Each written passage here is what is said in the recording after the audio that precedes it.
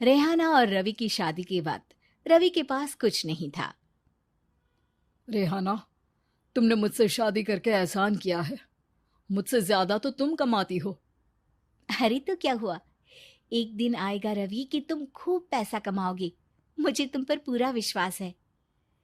रवि और रेहाना खुद को स्टैंड करने के लिए पूरी मेहनत करते। रेहाना, मैं नौकरी नहीं करना चाहता हूँ।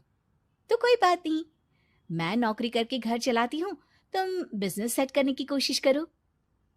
एक दिन रेहाना, तुम जानती हो, मैंने जो विज्ञापन बनाने वाली कंपनी खोली थी ना, उसे बड़ी ब्रांड का ऑफर आया है। अब हम लोगों के दिन ब्यारे न्यारे हो गए हैं। मैं जानती थी रवि कि एक दिन तुम सेटल हो जाओगे। रवि का काम अच्छा चल जाता है। एक दिन वो रेहाना से कहता है, रेहाना, अब हम लोगों का बच्चा भी हो गया है। बहुत छोटा है वो। उसका ख्याल कैसे रखेंगे हम? कैसे क्या, मैं गांव से माँ को लेकर आ जाती हूँ। नौकरी से हाफ डे ले लिया करूंगी। अभी तो वो छोटा है, स्कूल जाने तक मैं मैनेज कर लूंगी। देखो रेहाना, मैं अब अच्छा कमा रहा हूँ। तुमको नौकरी करके परेशान होने की कोई जरूरत नहीं है। अरे कैसी बात कर रहे हैं, मैं अपनी लगी लगाई नौकरी कैसे छोड़ दूं? और मैंने तो सुना है हम लोगों को कुछ ही महीनों में सरकारी नौकरी मिल जाएगी। सरकारी नौकरी में कितना कमा लोगी? उतने में तो मैं ड्राइवर रख लूंगा। रेहाना को रवि की बात का थोड़ा बुरा तो लगता है। कम से कम मेरी नौकरी की इतनी बेइज्जती मत करो। भूल गए, इसी नौकरी के बदौलत तुमने अपना बिजनेस खड़ा किया है। अरे वो तो मैं किसी के भरोसे भी कर लेता। देखो, अपने बच्चे को संभालो, घर का काम करो। अब बाहर जाती तुम अच्छी नहीं लगती हो।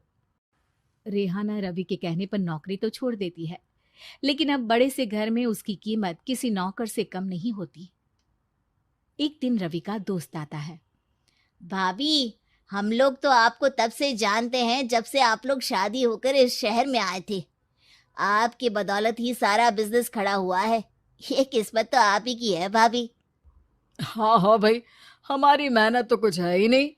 अरे होगी, लेकिन भाभी की किस्मत के आगे कुछ नहीं। दोस्त वहां से चला जाता है, लेकिन रवि का गुस्सा सातवें आसमान में होता है। देखा कैसे बोल रहा था? अरे बिल्कुल अच्छा आदमी नहीं है ये।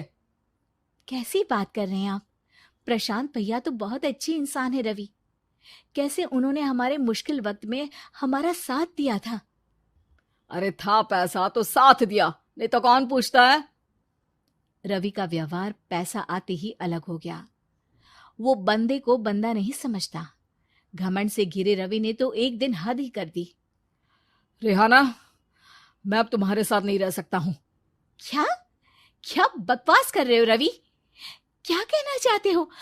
और क्यों नहीं रह सकते तुम मेरे साथ? देखो, मुझे कोई और पसंद है, और उसने साथ रहने पर बस यही शर्त रखी है कि मुझे तुम्हें तलाक देना होगा।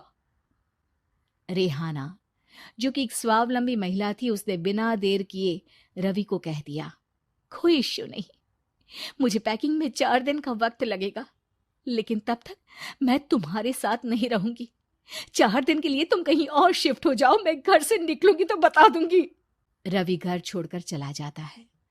रेहाना को दुख होता है, वो रोती है, लेकिन व्यवहार से स्ट्रांग रेहाना को पति के वापस आने का और उसे सबक सिखाने का पूरा भरोसा था। फिर एक दिन अरे शुशिका, कब शादी करोगे तुम मुझसे?